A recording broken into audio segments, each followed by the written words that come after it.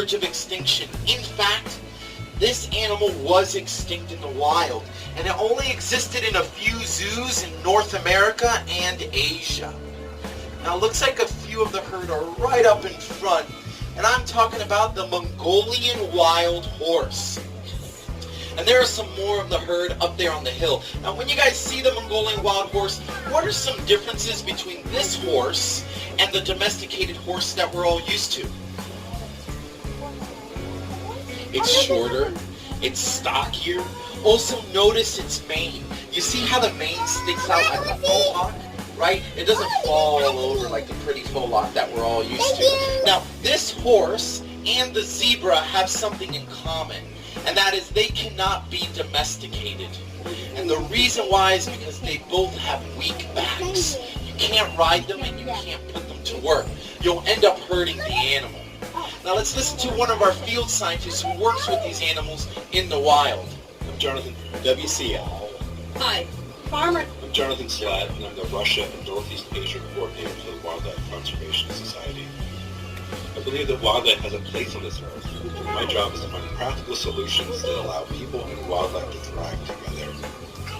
Przeworski spores went extinct in the wild in the 1960s. On a recent trip to Kazakhstan, I thought about the ongoing and successful efforts in our country to bring these horses back to the Central Asian steppe. The world needs happy stories, to watch the impossible become possible, and to see hope restored.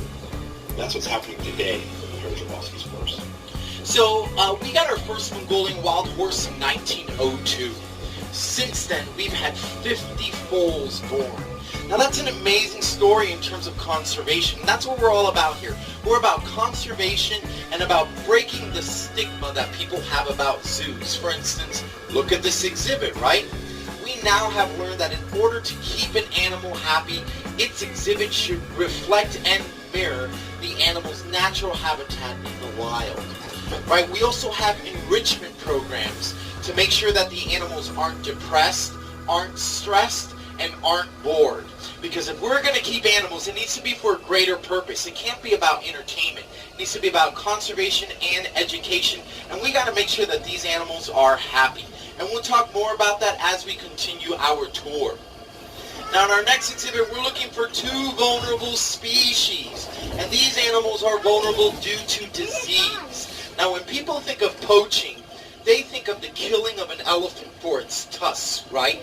But poaching can be many other things. For instance, poaching is when a farmer brings his cows into a national park or a protected area, allowing them to graze on the grass. And if those cows have a disease, they'll pass it on to the rest of the grazing mammals in the area.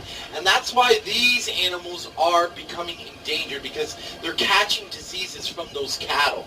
Now, we're looking for the gaur and the brow antler deer. The gaur is that giant animal you see back there. That's the largest wild cattle in the world. They weigh about 2,000 pounds, 6 feet tall, 10 feet long, about the size of a small car. And those guys are so fierce that they've been known to chase away tigers when tigers go after their calves in the wild. Now you guys see these really pretty deer? These are called the brow antler deer. And they're called this because on the males, the antlers sit really funny on their face where it looks like a giant unibrow. Now, we're not going to see any males today because it's ladies' day out at the zoo. Now, do you guys hear that sound in the background? It sounds like a river. It's actually not a river. That sound you hear is the Bronx River Highway right behind us. And this big wooden fence was put up to reduce the sound of the highway for the animal living behind it. And the animal living behind it is the tiger. So I'm going to need everybody to please stay seated at all times. Tigers are hard to see sometimes, even in here. In fact, today I have not seen the tiger once. So keep your eyes peeled, okay? Now you're also going to notice there's only one tiger in here. That's because tigers are solitary. They like to be by themselves. They're not like lions. Lions live in a pride. All right, guys, let's find our tiger. Now keep your eyes peeled. Again, they're really hard to see. this is a tiger. So what we're looking for is the Siberian Amur tiger. This is the largest. He's right back there behind this bush, behind the rocks on his little lake. It's a horrible view of him, unfortunately, guys. Sorry about that. But this is a Siberian Amur tiger. It's the largest of all the 8 tiger species. Now, there's only about 3,000 tigers left in the wild. Only 1,000 of them are breeding females. There are more tigers in the state of Texas than in all of India. Now, we're working hard with a big cat initiative group called Pantera, where we had the ambitious goal of raising tiger populations by about 50% in 8 different habitats, but unfortunately we're losing the battle. Tigers are killing themselves faster than we can save them. And that's because their territories are so small that the males keep killing all the other males and then killing all the cubs that don't belong to them. So it's awfully complicated. More brow antler deer right up there. And then back here, guys, we're looking for some more deer. It's been so hot today that the animals are really hiding away in the shade. So sorry about that. So in the back, you'll see some access deer. Right there, those deer keep their spots their entire lives. Now, I'm going to try something really quick. Sometimes this works. Sometimes it doesn't.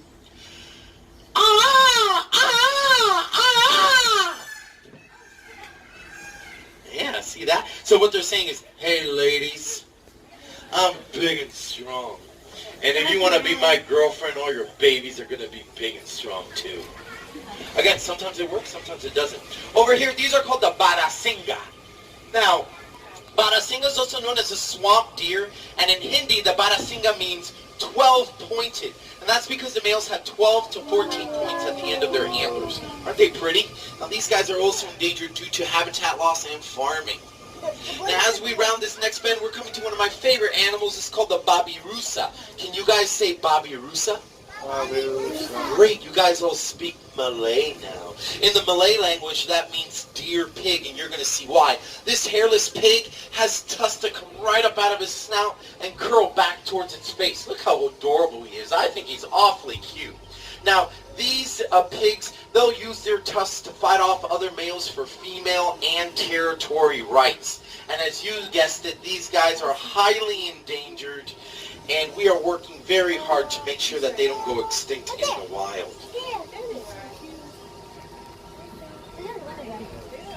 Now, the next animal we're going to look at is pretty hard to miss. It's the largest land mammal in the world. I'm talking about the elephant. Now, do you guys know the difference between an Asian elephant and an African elephant? It's the ears. See how small her ears are, right? See, little ears. Elephants, African elephants have big old giant ears, right? And she weighs about 6 tons. And she'll eat 200 pounds of hay a day and wash it down with 60 gallons of water. Now, you see her trunk, you guys? She'll use that trunk to forcefully push down a tree, and it even has the gentleness of lifting an egg without cracking it. Now, that trunk has over 40,000 separate muscles. That's more muscles than you've got in your entire body. Hey, ma'am, can we sit down back there? Yeah, ma'am, standing up. Yep, thank you very much. Appreciated. Now, elephants are having a hard time in the wild in Asia and Africa. For instance, in Africa and Tanzania, in the Serengeti National Park, we're losing 30 elephants a day due to poaching, right? But our elephants here have it pretty good. For instance, Happy here, she's about 50 years old, and she's had a relationship with her keeper over 20 years, and she'll get a bath and a pedicure twice a week. But these will be the last elephants you ever see here at the Bronx Zoo. And we'll talk more about that as we continue our tour. Now, we're looking for a 3,500-pound animal that has a big horn that comes right up out of her nose. And I'm talking about the one-horned Indian rhino. We're going to speed up to get to her. Now, there's only 2,000 of these left in the wild. That's it. And we take care of 5 of these rare and endangered species here at the Bronx Zoo. Now, taking care of these animals is one thing, but breeding them is a whole other. Now, ladies, listen to this. Rhinos are pregnant for 16 months. Can you, yeah. Stay with Mama for about 2 to 3 years, and we've had 11 babies born here since we opened up our wild Asian monorail in 1977. Now you see her there, she's wallowing in the mud. Now you see her skin, it looks like armored plates. It's actually not, it's actually really sensitive skin folds. And that skin is sensitive to insects as well as to the sun. And what she'll do is she'll wallow around in this mud to put on Mother Nature's natural sunblock. Now guys, you also notice that her horn is cut off. Now don't worry, that didn't hurt her. That's because her horn is made out of keratin. The same stuff our nails are made out of. And in about 2 to 3 years, it'll grow back. Now the reason why they cut it off is because she's part of our breeding program, and the zookeepers wanted to ensure that the male stayed safe at all times, just in case. Now, we're working hard to make sure that the tiger and the rhino don't go extinct by participating in a zoo management program called the Species Survival Plan. And this is where zoos across the world work together to maintain genetically diverse populations of rare and endangered species. Does that make sense? Right? So back in the 1970s, zoos in America used to take animals from the wild, which caused a lot of stress and trauma to the animals, right? Some of the animals even died on their way over. But now we have our own populations of these animals in the U.S., right? That's how we get our animals now. And now we're breeding them and putting them back into the wild, right? So the idea of zoos being prisons, that's really of the days of the past. Now they're more like modern-day Noah's Ark, right? So the the Bronx Zoo opened up its doors in 1899, and we were taken over by the Wildlife Conservation Society in 1992 with a greater emphasis on education and conservation. Now this is our largest exhibit here at Wild Asian Monorail, and we're looking for 4 species of deer and 1 species of antelope. What is antelope? Back there, that's the Formosa Sika deer back there. Those deer are from Taiwan, and they are completely extinct in the wild. Now, do you guys know the difference between antlers and horns? No. Antlers are made out of calcium. They shed and grow every year on a deer, versus horns on a rhino, on an antelope, or on a goat. They're made out of keratin, and they'll keep growing the entire animal's life. Now, notice we have some fences wrapped around our trees here. That's to protect the trees from the antlers of the deer. The deer like to scratch their antlers on there, and if they accidentally tear that bark off, the tree will die. And we need to have shade all year round for animals here at the Bronx Zoo.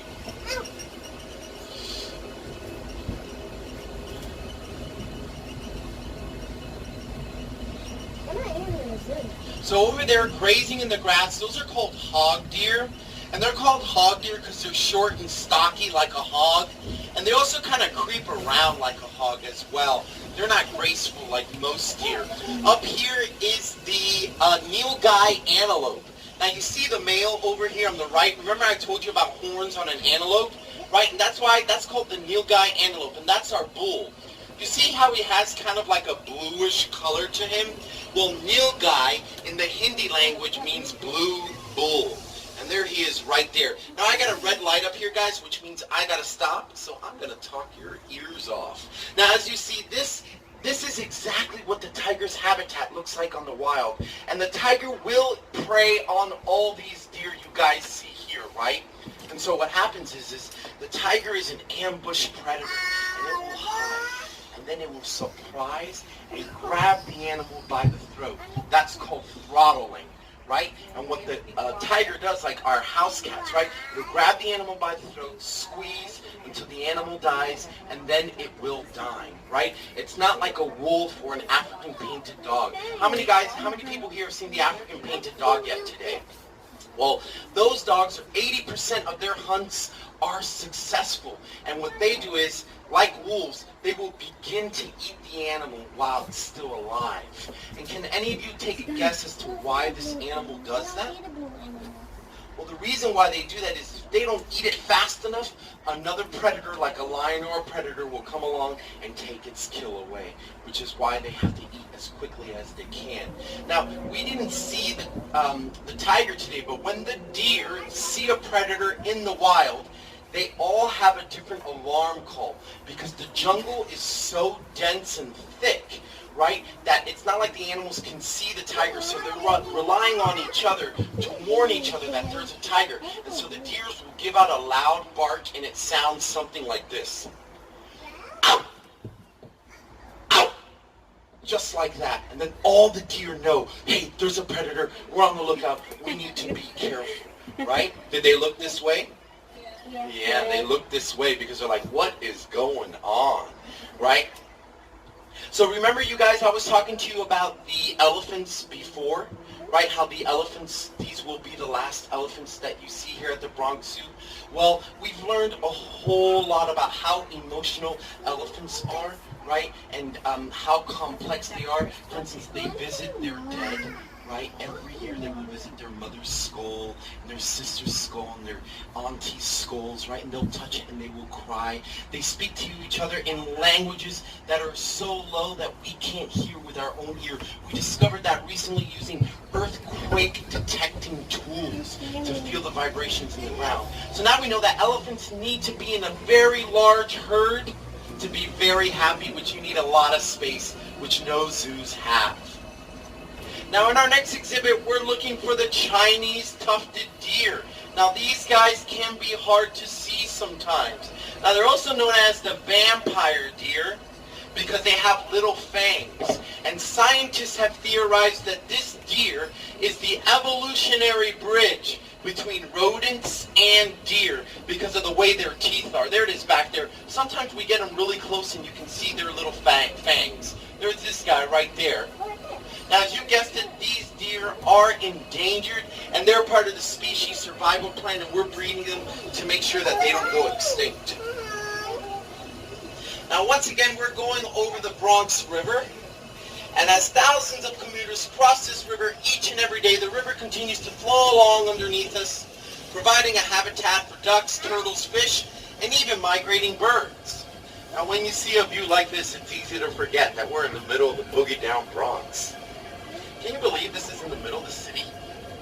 I wouldn't drink this water, though. You saw that? Yeah.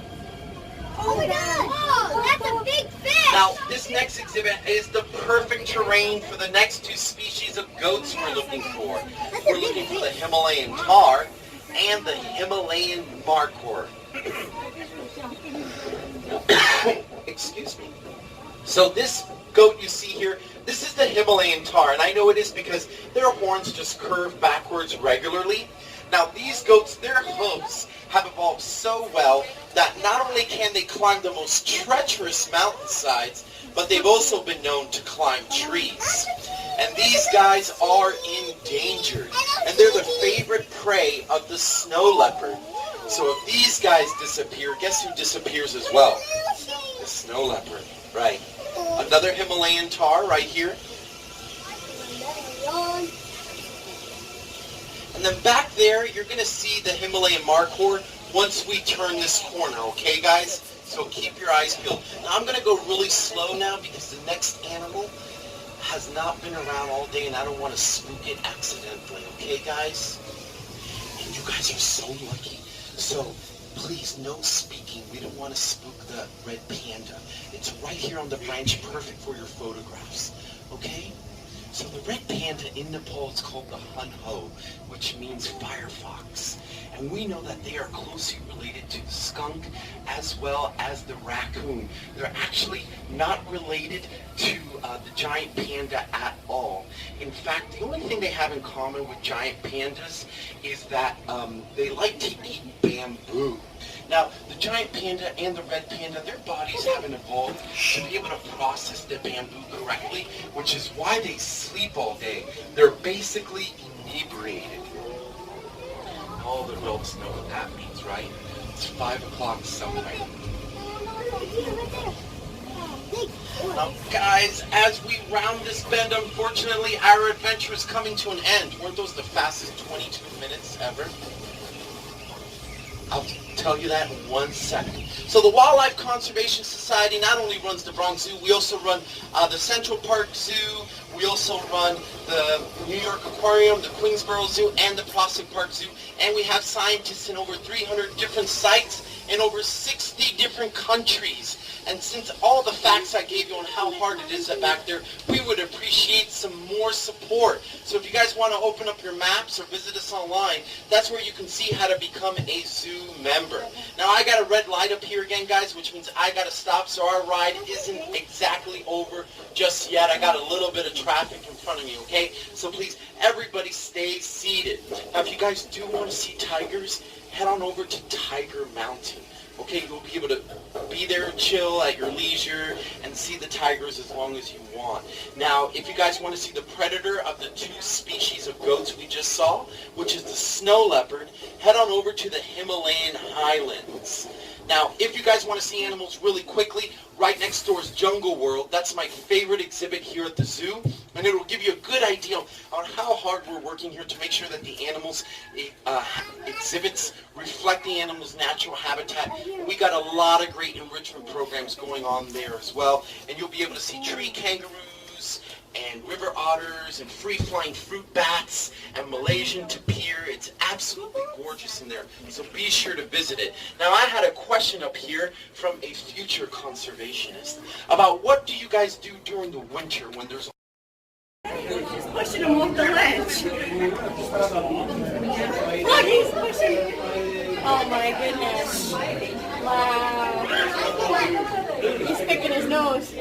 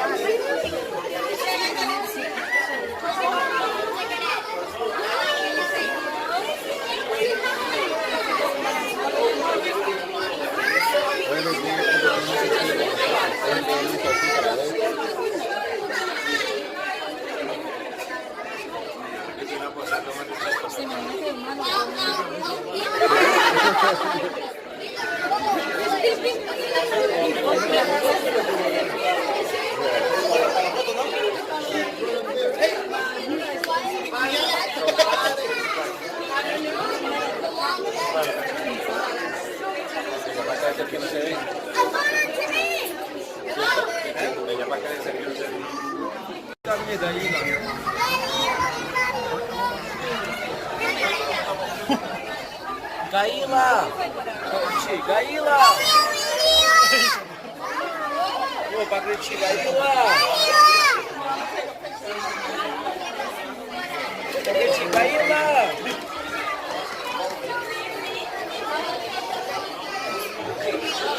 Gaila! Pakriči.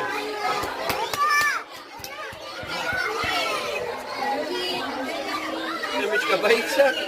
Окей, хорошо. Вот, со мной.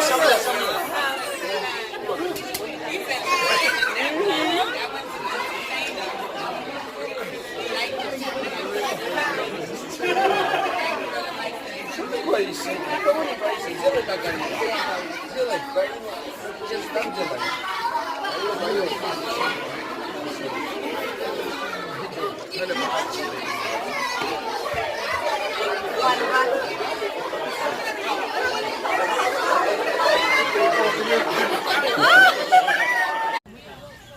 Hổ tát gì á.